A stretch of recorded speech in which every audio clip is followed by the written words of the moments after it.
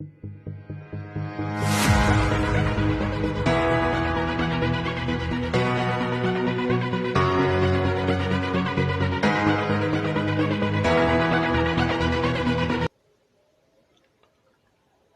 irmãos, a paz do Senhor.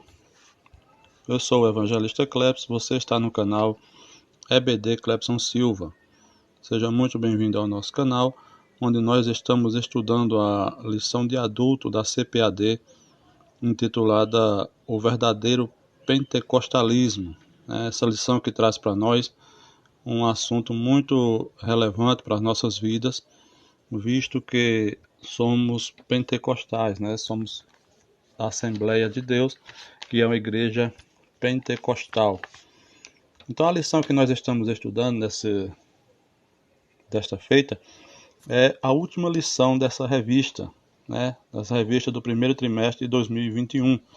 O título da lição de hoje é Voltando os Olhos para a Bendita Esperança. Voltado os Olhos para a Bendita Esperança. Esse é o título da nossa lição. O texto áureo, ele diz o seguinte: aguardando a bem-aventurada esperança e o aparecimento da glória do grande Deus e nosso Senhor Jesus Cristo. Tito, capítulo 2, e o versículo de número 13. A bem da verdade, a gente deve salientar uma coisa, irmão, e pensar uma coisa. Qual é a esperança dos crentes da nossa geração? Será que eles têm depositado a sua esperança na volta do seu Senhor? Ou ele está à procura de saúde, emprego, casa, carro, etc. Então a gente observa que tudo isso está vindo em primeiro lugar, que é um pensamento errôneo, um pensamento errado, que está permeando na mente dos crentes, Então ele está querendo tudo menos a volta do Senhor. Ele está ansiando por aquilo que o Senhor pode fazer, menos pela sua volta. Então é preciso que nesse tempo nós estejamos com a mente, com o coração esperançosos pela volta do Senhor, não pelo que Ele pode fazer aqui. A bem da verdade que Deus tem cuidado de nós em todo o tempo, todo dia. Mas o anseio da igreja deve ser pela a volta do seu Senhor, Glória a Deus. A verdade prática, ela diz o seguinte: a nossa esperança é algo vívido e real. Não se baseia em utopia e nem em imaginação humana, mas em fatos revelados na palavra de Deus e confirmados pela história.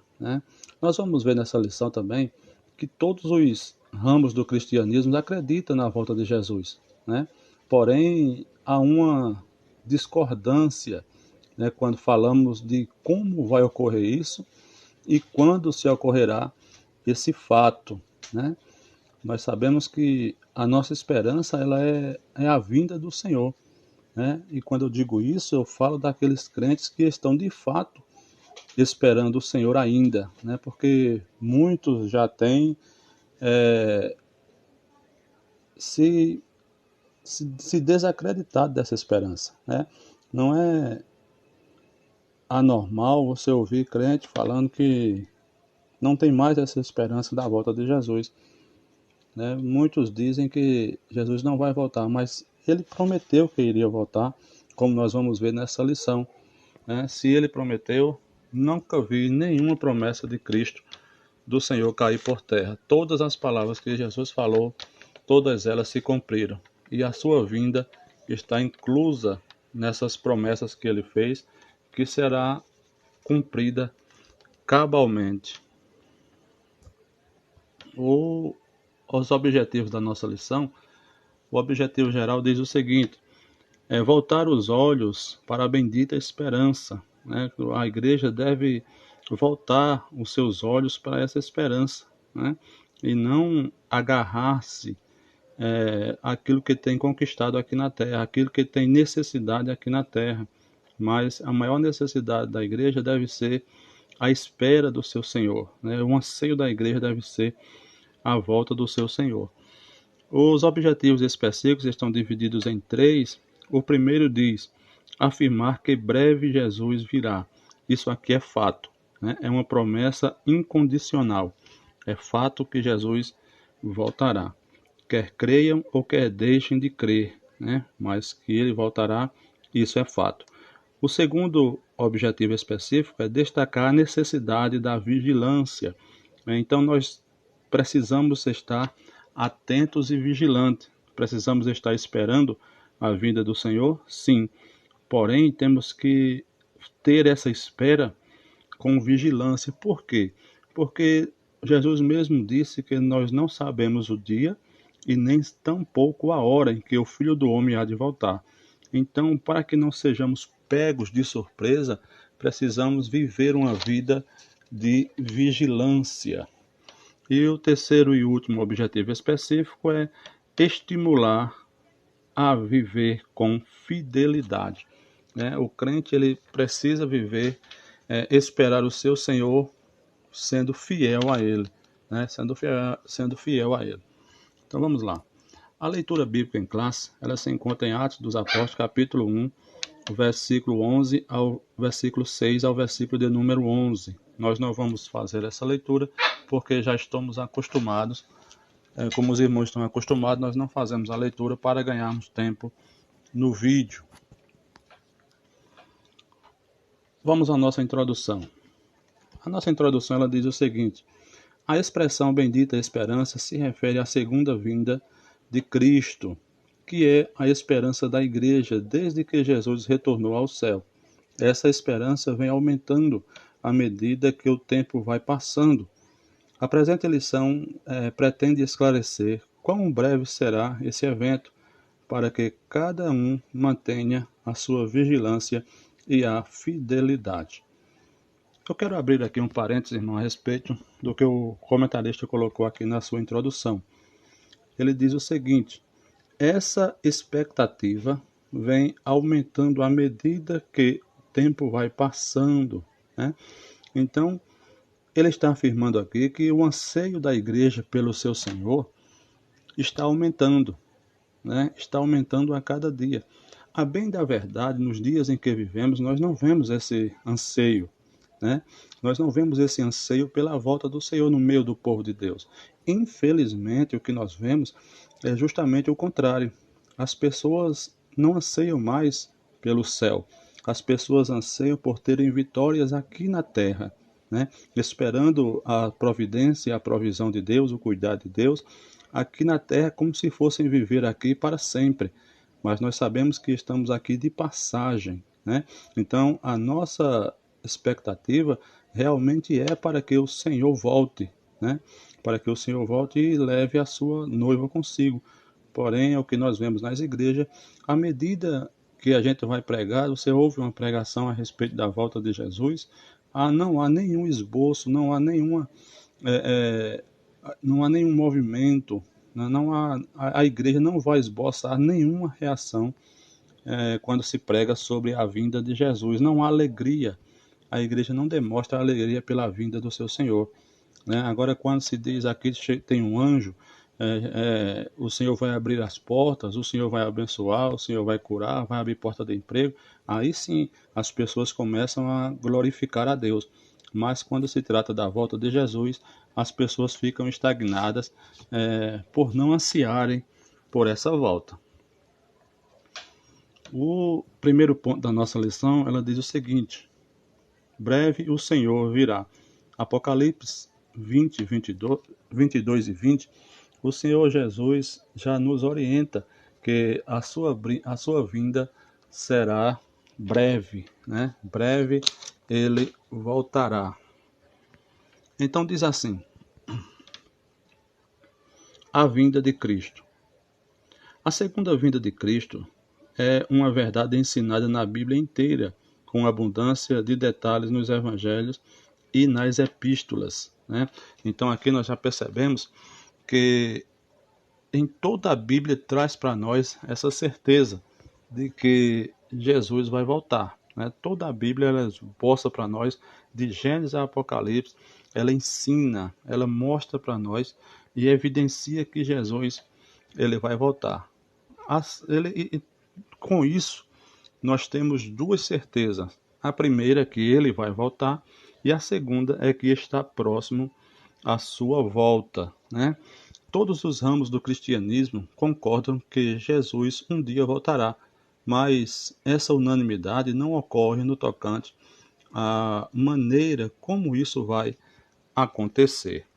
Então, existem muitas teorias a respeito desse assunto, né? Muitas teorias a respeito desse assunto. Por quê? Porque que Jesus vai voltar, todo cristão concorda. Entretanto, o meio que isso vai acontecer, a forma que isso vai acontecer e quando vai acontecer, há uma divergência, inclusive, que é tema de muitos debates, né? Então, tem muitas linhas de raciocínio com pensamentos diversificados. Por exemplo, temos os pré-tribulacionistas, né, os pré-milenistas, os tribulacionistas, os pós-tribulacionistas, né? Agora, o que vale salientar é que esses temas, nenhum deles vai alterar a verdade. E a verdade o fato é que ele vai voltar, né? Que ele vai voltar. Porém, como eu digo sempre, o povo de Deus não precisa estar divididos por causa desses conceitos, né? Não são as doutrinas primárias, não são doutrinas primárias, doutrinas que envolvem a salvação. O fato de você crer que Jesus virá antes ou depois da grande tribulação não vai alterar a vinda dele, nem tampouco a sua salvação. Então, o fato é que precisamos levar em conta que ele vai voltar. Diz mais aqui: há diversas interpretações sobre o tema que foge do corpo da presente lição. Então são inúmeras, né? São inúmeras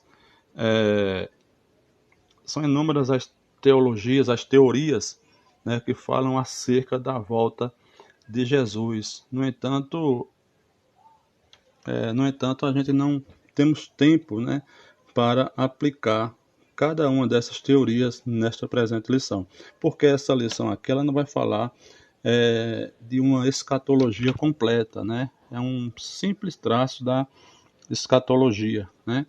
Inclui-se na expressão segunda vinda dois pontos. Primeiro, o arrebatamento da igreja, que está em 1 Tessalonicenses capítulo 4, o versículo de número 15, e a segunda é a vinda de Jesus em glória, que está em 2 Tessalonicenses capítulo 2 e o versículo de número 8.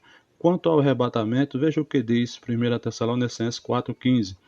Dizemos, pois, isto pela palavra do Senhor, que nós, os que ficarmos vivos para a vinda do Senhor, não precederemos os que dormem, né? Isso aqui está Tessalonicenses capítulo 4, verso 15, falando do arrebatamento da igreja, né? Agora, quando falamos também dessa segunda vinda, envolve nela também a parte da vinda do Senhor em glória, né? Quando isso vai acontecer? A vinda do Senhor em glória ela vai ocorrer logo após a grande tribulação, assim nós cremos, né? Jesus voltará para implantar o reino milenial, né, na terra. Ele virá com a igreja, né, e seus anjos, como a gente vê lá em Colossenses capítulo 3, e o versículo de número 4, né? Ele será visto por todo o mundo, né? Como diz a Bíblia, lá em Apocalipse 1:7, diz que todo olho verá, né? Todo olho verá o Senhor. E quando nós falamos do arrebatamento, todos nós sabemos que na vinda do Senhor para buscar a sua igreja, para o arrebatamento da igreja, ele virá para a igreja. E quando ele vem para a igreja, só quem vai ouvir o soar da última trombeta é aquele que for santo, né? Aquele que for lavado e remido no sangue de Jesus, né? Pois ele virá somente até as nuvens, como nós vemos lá em 1 Tessalonicenses 4, do versículo 15 a 17, né? Agora, quem será arrebatado? Quem é que vai ouvir esse soar da última trombeta? Será todos os salvos que foram transformados mediante um novo nascimento, né? E ao que vencer, aquele que vencer, ele será arrebatado, como diz lá em Apocalipse capítulo 3 e o versículo de número 12, né? Então, tá aí esses dois cenários. Quando a Bíblia fala para nós, nessa lição aqui, dessa segunda vinda, ela vem trazendo esses dois panoramas, né? O panorama do arrebatamento da igreja e o panorama da segunda vida do Senhor em glória com a igreja. Amém? Vamos lá. Quando o Senhor Jesus ascendeu ao céu, os varões puseram-se, ou disseram que ele virá da mesma maneira que subiu, né? Então a gente observa aqui uma coisa, esse cenário é de sua vinda em glória e não do arrebatamento da igreja, né? Então quando está se falando aqui no versículo 11 da vinda de Jesus, que os dois varões, quando Jesus foi assunto ao céu, dois anjos se colocaram diante dos discípulos e disse: olha, da mesma forma que vocês estão vendo ele subir, ele retornará. Isso aqui não está falando do arrebatamento, mas da vinda do Senhor em glória, da vinda do Senhor com a igreja e não para a igreja, né? É onde o Senhor virá para implantar o seu reino milenial, um reino de justiça e de paz. 1.2 A promessa de Jesus. Diz aqui: ele prometeu voltar para buscar e nos levar para o céu. João 14, versículo 1 a 3, né, é um versículo que é bastante conhecido, são versículos que são bastante conhecidos nossos, né? E quando Jesus aqui, ele promete, a gente percebe que as promessas de Deus, existem alguns tipos de promessa. Existem as promessas que são individuais, é promessa feita a um indivíduo. Existe também promessas coletivas, que é aquela que Deus promete a uma nação, Deus promete a um povo, né? São as promessas coletivas. Existem aquelas promessas que são condicionais, é aquela promessa que Deus vai fazer na sua vida se você estiver tomando certa atitude, né? Mas também existem as promessas incondicionais, que são aquelas promessas que independem da minha ação para que venha a acontecer. Promessas incondicionais dependem única e exclusivamente daquele que prometeu, né? E a vinda do Senhor depende única e exclusivamente dele, né? Se alguém crê, ele virá. Se alguém não crê, ele virá. Se alguém não, começar a acreditar, ele virá. Se alguém deixar de acreditar, ele virá. Por quê? Porque é uma promessa incondicional, né? Diz aqui: mas parece que antes do Pentecostes, os discípulos ainda não tinham uma compreensão exata dessa vinda, pelo que se pode observar na pergunta dos discípulos. Olha o que os discípulos perguntaram: Senhor, restaurarás tu nesse tempo o reino a Israel? Né? Então aqui a gente observa que uma coisa muito interessante. Jesus, em seu discurso, estava falando a respeito das coisas do céu, né? Jesus estava falando do céu. E os discípulos estavam ligados na sua mente aqui na terra, né? Jesus falava de restauração espiritual, né? E eles falavam de restauração terrena. A bem da verdade que Israel estava nesse período, nesse tempo, vivendo uma situação muito difícil. Por quê? Eles estavam sendo subjugados a Roma, né? E alguém que está sendo subjugado, o desejo do coração dele é ansiar pela liberdade, né? Então, era algo normal em Israel pensar naqueles dias deixar de ser subjugado a Roma. Então os discípulos de imediato perguntaram porque eles esperavam um Messias libertador, um Messias político, né? Mas Jesus veio fazer algo maior do que o que eles esperavam. Eles esperavam uma libertação terrena, uma libertação política. Jesus trouxe a libertação do pecado e a salvação do inferno, né? Ele veio salvar os que se haviam perdido, né? Todos aqueles que estavam caminhando para o inferno, Jesus veio resgatar e levar para a glória do seu Pai. Olha a pergunta que a resposta de Jesus. A pergunta dos discípulos foi exatamente essa: Senhor, restaurarás neste tempo o reino a Israel? Né?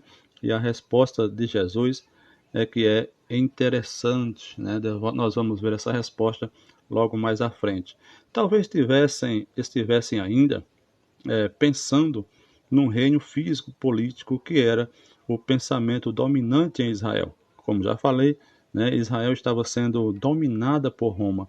Nada mais normal do que eles ansiassem por uma libertação desse jugo, né, desse jugo que era não era um jugo,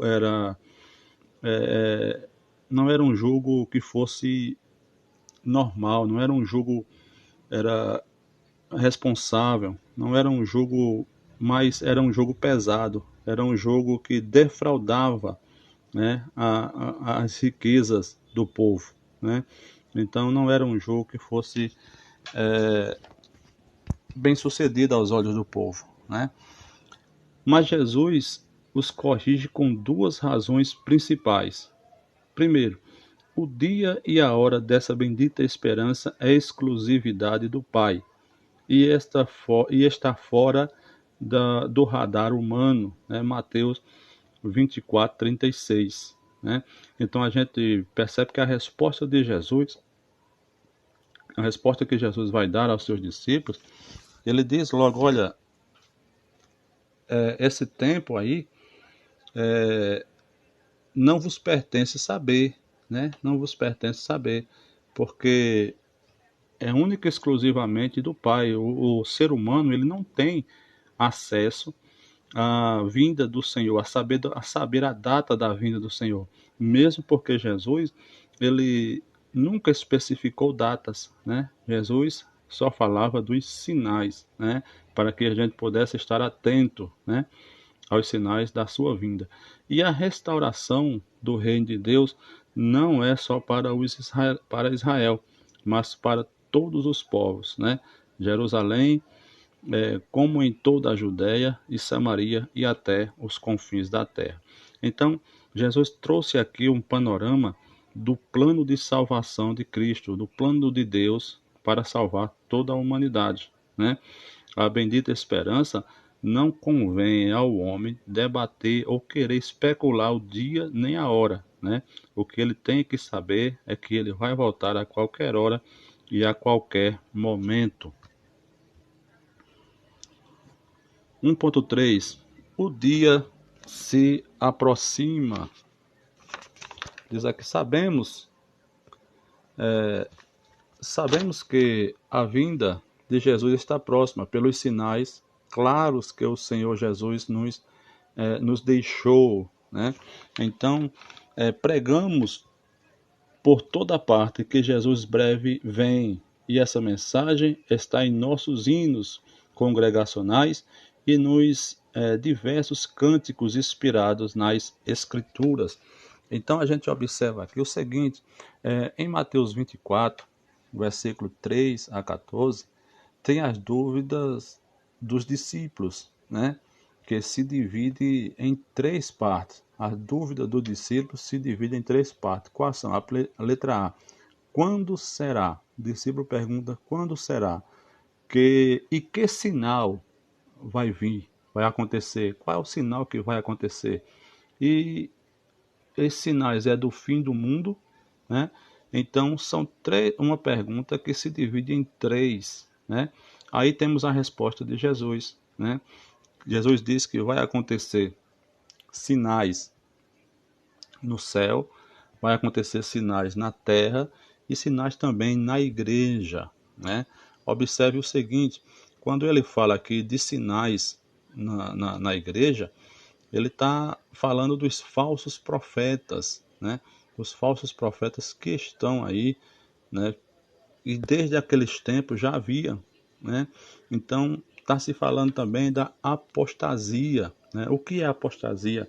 É afastar-se da fé deliberadamente, né? Por vontade própria, né? Sem ser forçado. Então são sinais que Jesus afirmou para eles que iriam acontecer, né?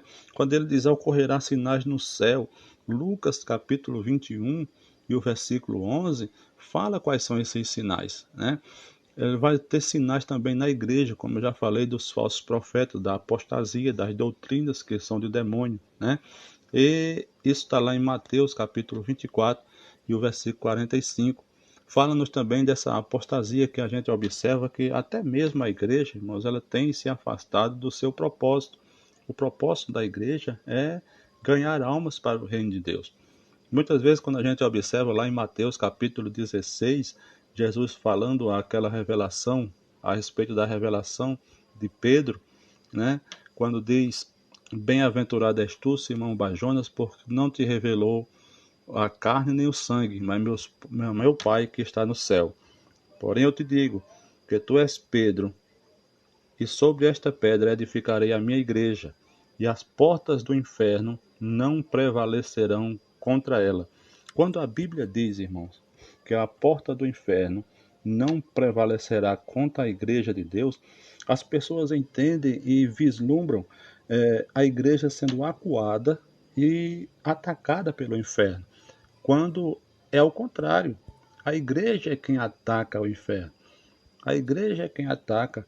As portas do inferno, elas não vão prevalecer ou não vão resistir ao ataque da igreja, né? Porque quem ataca o inferno é a igreja. É a igreja que vai nos bares, é a igreja que vai no campo de prostituição buscar, é a igreja que vai saquear o inferno, que vai onde estão os drogados, que vai no presídio buscar aqueles que estão caminhando para o inferno, né? Que vai saquear. Então, essa é o ponto central, é a missão da igreja, né? É a missão da igreja. A igreja não está acuada, a igreja precisa ficar na sua posição de saquear o inferno.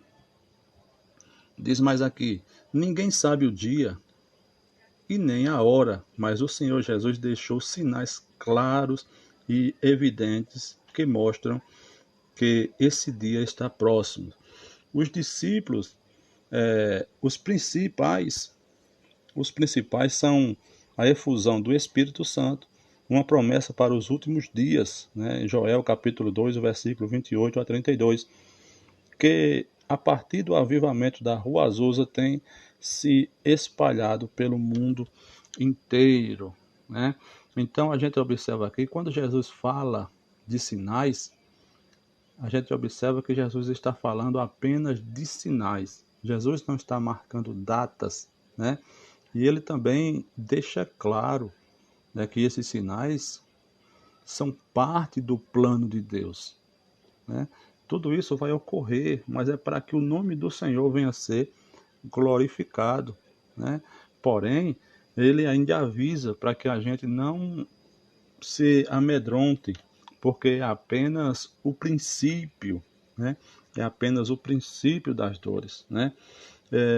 E são esses sinais, e os principais sinais que eles trazem, que vem também a nós, como evidência de que sua vinda está próxima, é a efusão do Espírito, né? Como vimos lá em Joel, capítulo 2, o versículo 28, quando diz assim: ó, e há de ser que depois derramarei do meu Espírito sobre toda a carne, e vossos filhos e vossas filhas profetizarão, e vossos velhos terão sonhos, e vossos jovens terão visões. Está aí, Joel. E essa profecia ela teve cumprimento no dia de Pentecostes, né? Em Atos dos Apóstolos nós vimos a efusão do Espírito Santo ali descendo, né?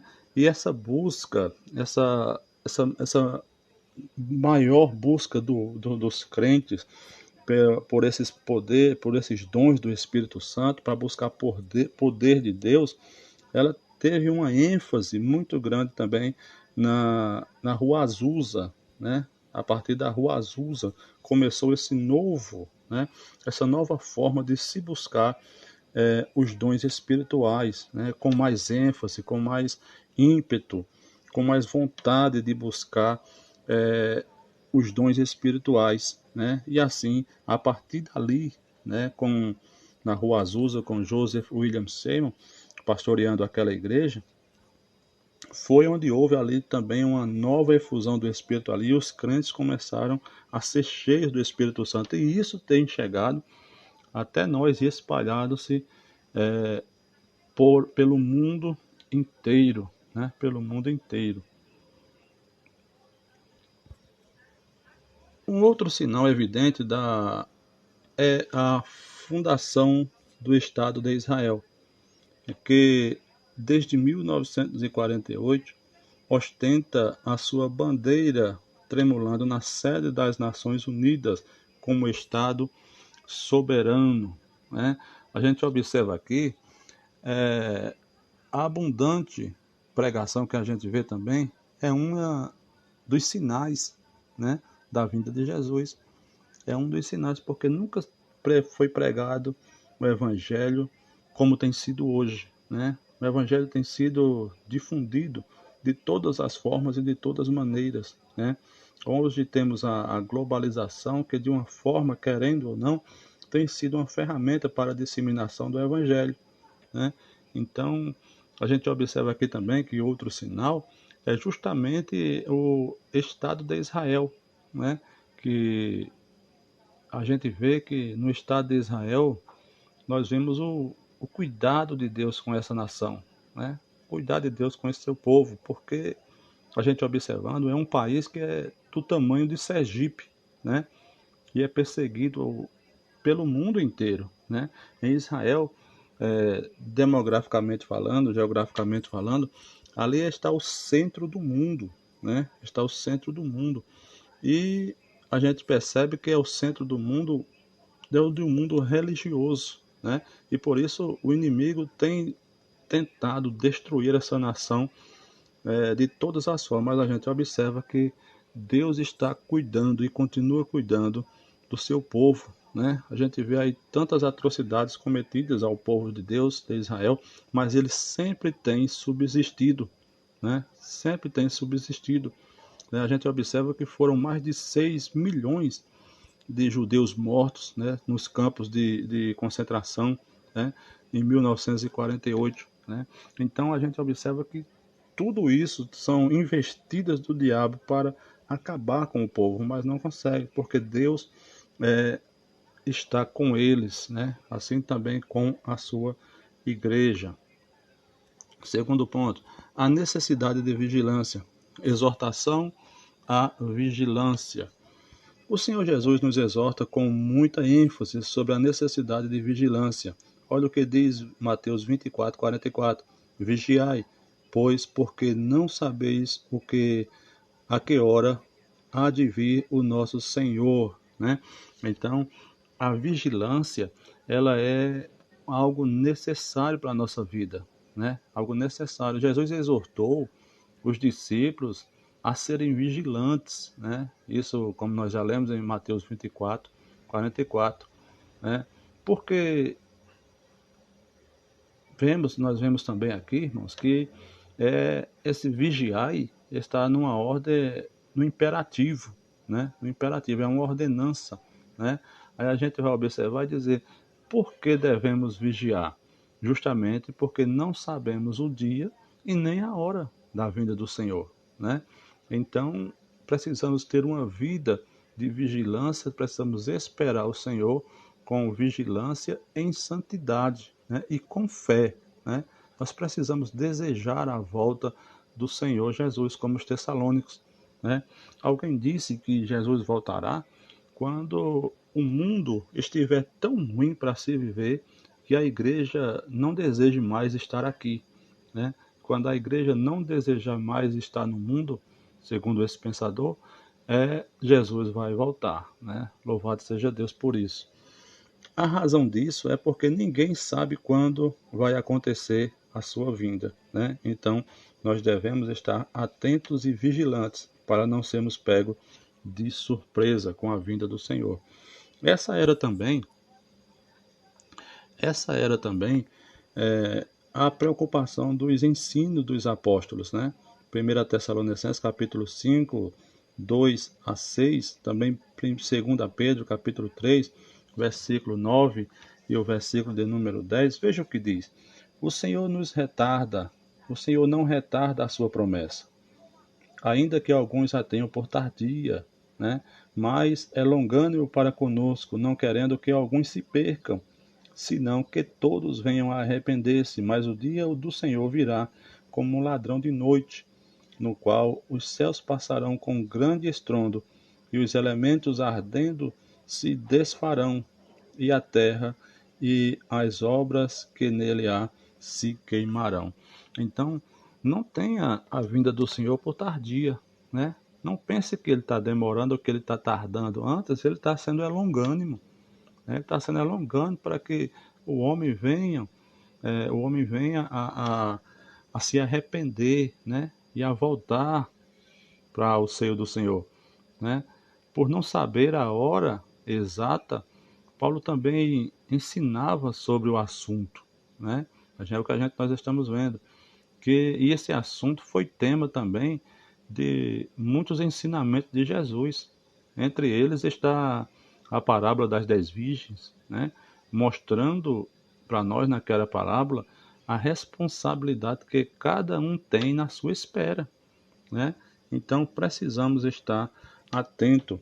Os ensinos de Jesus nas diversas parábolas e nos discursos escatológicos, como em Mateus 24, Marcos 13 e Lucas 21, dá muita ênfase à necessidade dos crentes estarem atentos, né?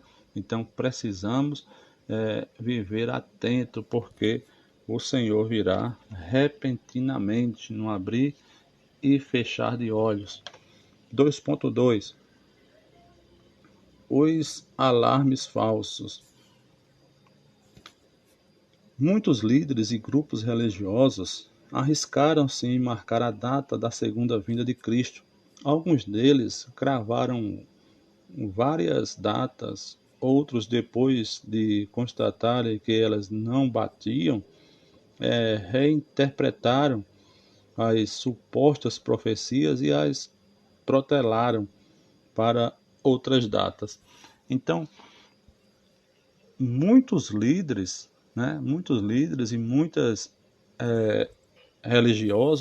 grupos religiosos já falharam, né, nesta previsão e caíram nesse erro, né, de marcar a data da vinda do Senhor, né? Muitos povos antigos também marcaram a data do Senhor. Os maias, né, o povo maia, com o seu calendário lunar, né, chegaram a marcar a data do fim do mundo, né? Mas, entre outros líderes bastante conhecidos, né, de quem estuda, de quem tem um estudo, né, percebe que não é de agora que as pessoas marcam a vinda do Senhor, o retorno de Jesus, mas todos caem no mesmo erro, porque Jesus, o próprio Jesus, não marcou a data que viria, né? Não marcou a data que viria nem a hora, né? Certo pastor, uma vez, ele marcou o arrebatamento da igreja para o ano de 1993, né? E a grande tribulação para o ano de 2000, né? Considerando que nele seria o fim do sexto milênio.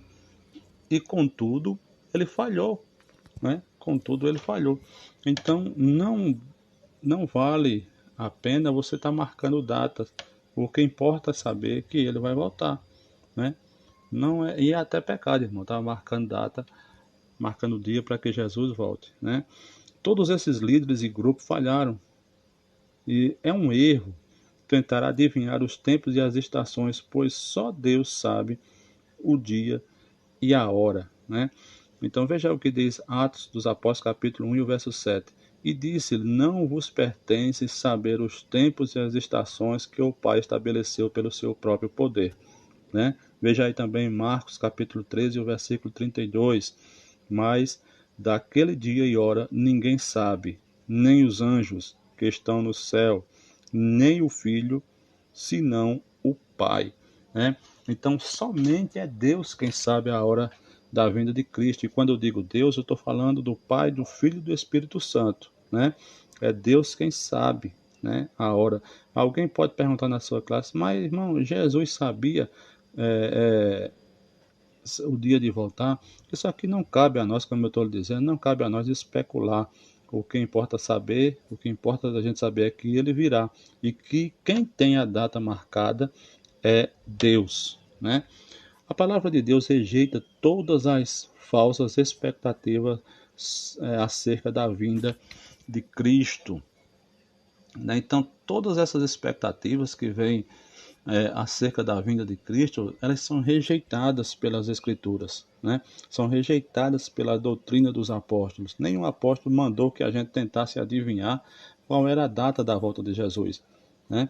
Então, cabe a nós viver uma vida de santidade em oração, aguardando o Senhor, né? Essa maravilhosa doutrina tem como objetivo trazer esperanças aos crentes, não a incredulidade, a falsa expectativa e os alarmes falsos. Então, a doutrina da a doutrina escatológica, que entre ela está a vinda de Jesus, ela é para trazer ao crente, irmãos, um pensamento de esperança, um pensamento de alegria, né?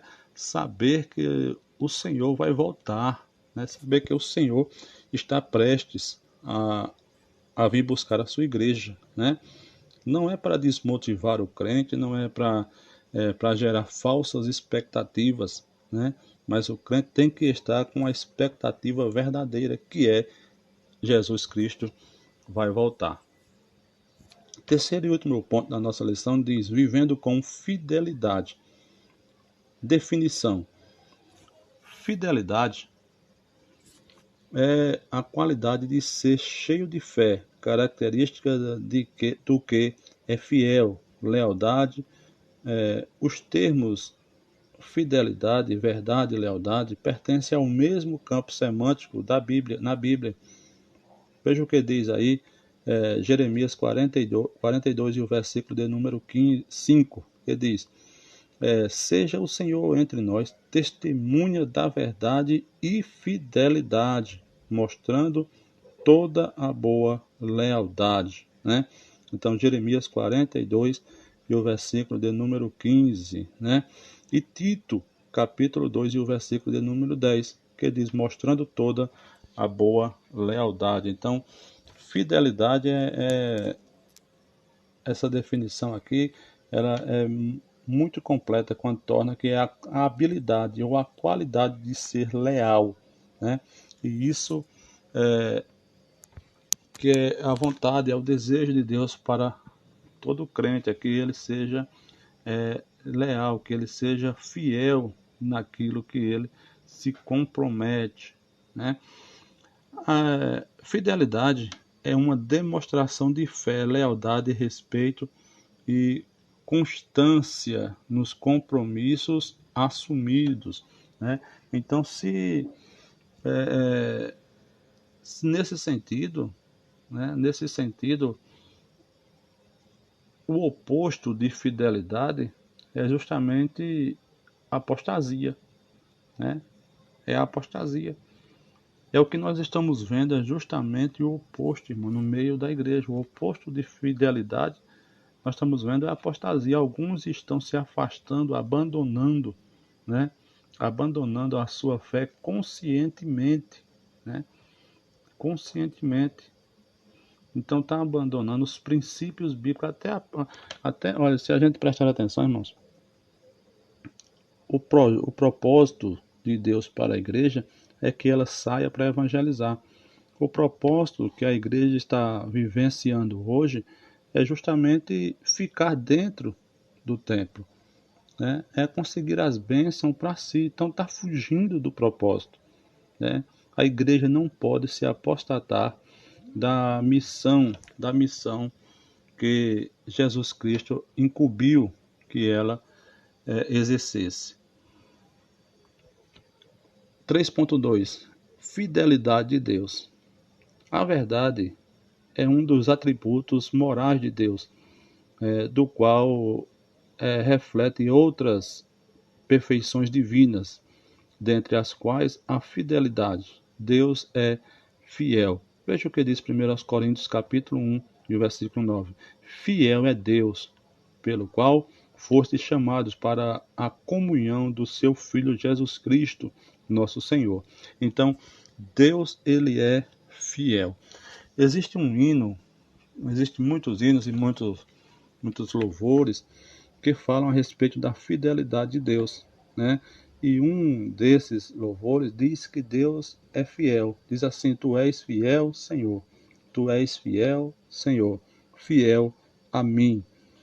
Entretanto, há um engano aí, porque a fidelidade de Deus, ela está inserida naquilo que Deus fala, né? Jeremias mesmo diz que Deus vela para cumprir com a sua palavra. A fidelidade de Deus está direcionada àquilo que ele promete, né? Então, erroneamente as pessoas acreditam que Deus é fiel a ele, a essa pessoa, né?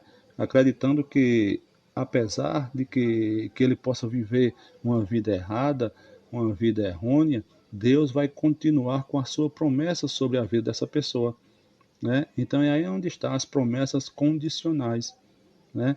Para você ter um Deus que é fiel, você precisa ser fiel a Ele, né? Precisa ser fiel a Ele, porque Ele é fiel à sua palavra. É muito comum a gente ouvir pregadores com essa frase: Deus é fiel. Claro que Deus é fiel, né? É óbvio que Deus é fiel, mas Ele é fiel para cumprir com a sua palavra, né? A fidelidade de Deus é grande, né, como vemos em Lamentações 3:23, expressa uma absoluta confiança, cuja ideia é de firmeza, né? Em Deus não há sombra de variação, né? Em Deus nós podemos confiar, né? Se Deus disser a você, se Cristo disser a você se sente, você não precisa passar a mão por trás para ver se tem a cadeira, basta apenas que você se sente, né? Por quê? Porque ele é fiel, né? E você deve acreditar em Cristo sem nenhuma objeção, né? Sem nenhuma objeção. Vamos lá. Assim como ele cumpriu a sua promessa da vinda do Salvador do mundo, de igual modo, a segunda vinda de Cristo podemos considerar como um fato incontestável. Ou seja, todas as promessas, todas as promessas de Cristo, tudo aquilo que Deus falou, ele cumpriu, né? Tudo aquilo que Deus falou, ele cumpriu, inclusive a vinda de um Salvador, a vinda do Messias, né? A vinda de Cristo é uma promessa incondicional, ele virá, né? Quer creia ou não. Então, quando Deus cumpriu todas essas promessas a respeito da vinda do Senhor, do nascimento do Messias de uma virgem, né, e ele cumpriu, com certeza ele cumprirá também a promessa da segunda vinda de Cristo, né? 3.3. A fidelidade como virtude cristã. Diz aqui: os atributos morais de Deus são aqueles cuja ressonâncias e reflexos são vistas nas escrituras, nas criaturas humanas. A fidelidade é uma das virtudes cristãs provenientes do Espírito na vida do crente, né? Proveniente do Espírito na vida do crente, né? Então a gente percebe aqui que a fidelidade em relação ao homem, né, está ligada intimamente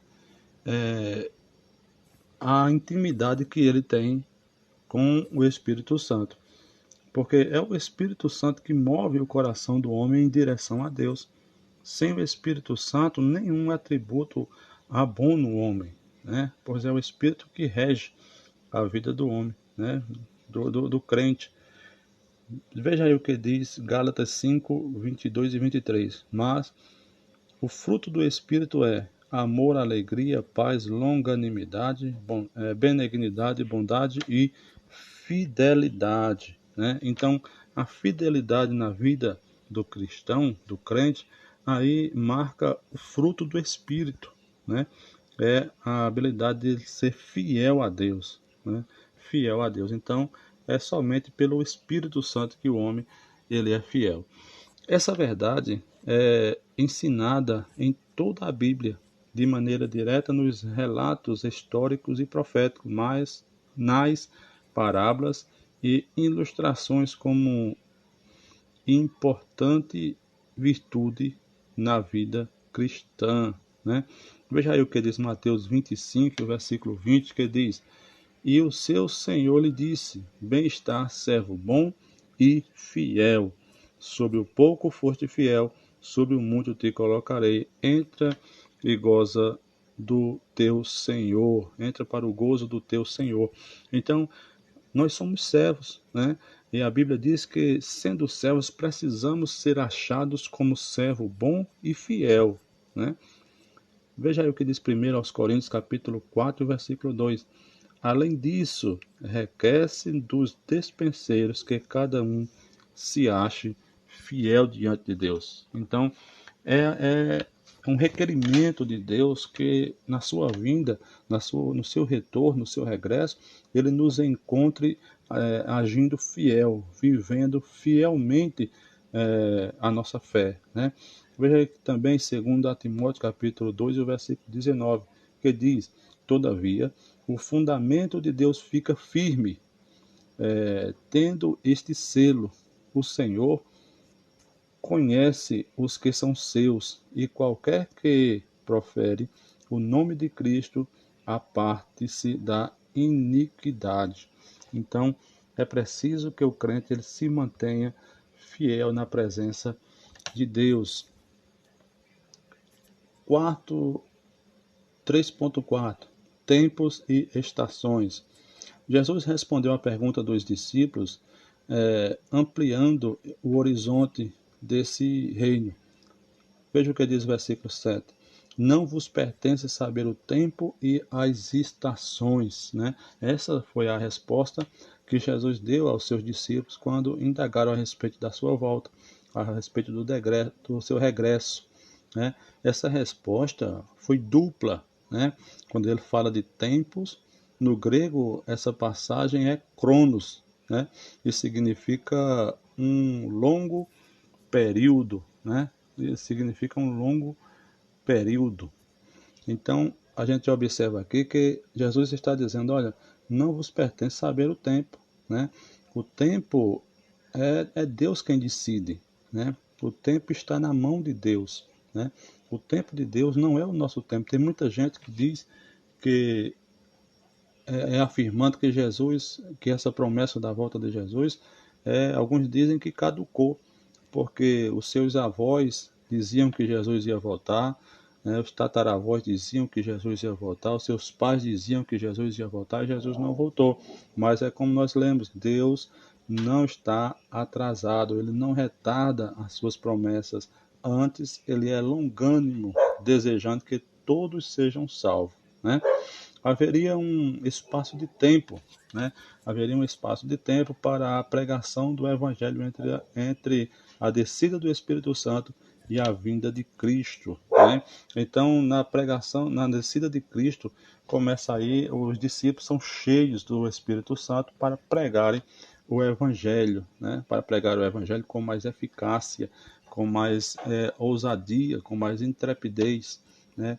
E o Espírito Santo ia colaborando com eles, né? O Espírito Santo colaborando com eles e a igreja ia crescendo, assim como hoje. Também necessitamos do auxílio do Espírito Santo nas nossas pregações, né?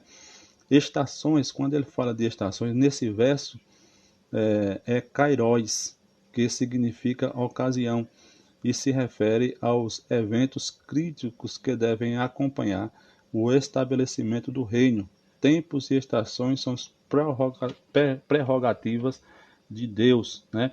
Ou seja, quem tem o controle do tempo e das estações é somente Deus. Isso significa que é Deus que rege, né, todos os acontecimentos nesse mundo, né?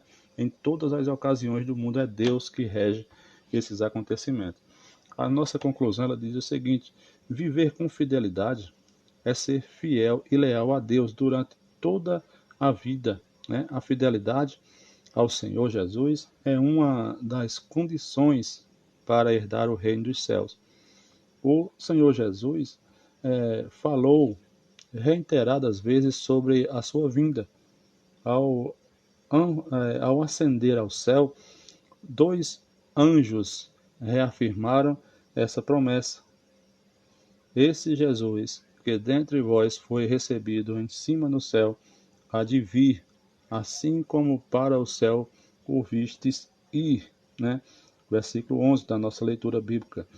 A volta de Jesus para nos levar ao céu é a esperança da igreja, ou deve ser a esperança da igreja.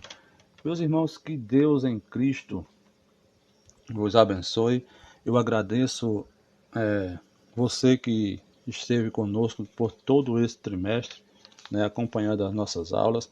Pessoal, você que, se for vontade, se for da sua vontade, faça, dê aí, se inscreva no canal, né, deixa aí o seu joinha, faça uma divulgação desse canal, desse conteúdo nas suas redes sociais, indique para pessoas que ainda não conhecem, né? E assim o Senhor nos abençoará, né? Que Deus em Cristo vos abençoe, em nome de Jesus. Até o próximo trimestre, se assim o Senhor nos permitir.